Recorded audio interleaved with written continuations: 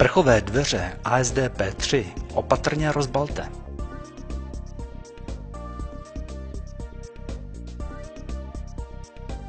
S nasazenými ustavovacími profily dejte dveře na místo montáže.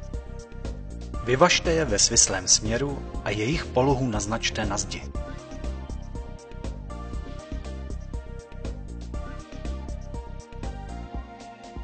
Sejměte ustavovací profily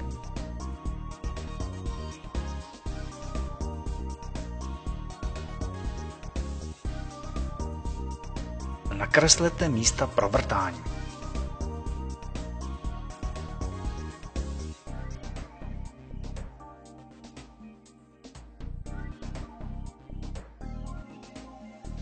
Vyvrtejte otvory pro hmožděnky a osaďte hmožděnky.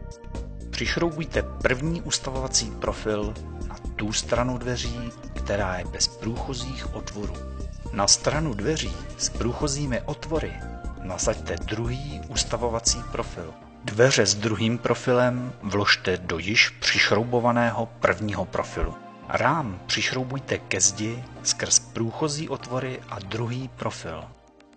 Proveďte vyrovnání ve svislém a vodorovném směru.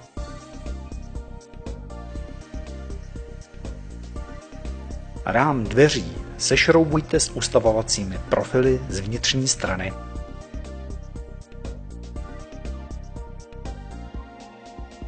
Průchozí otvory v rámu dveří zaslepte. Výrobek utěsněte silikonovým tmelem Ravak z vnější strany.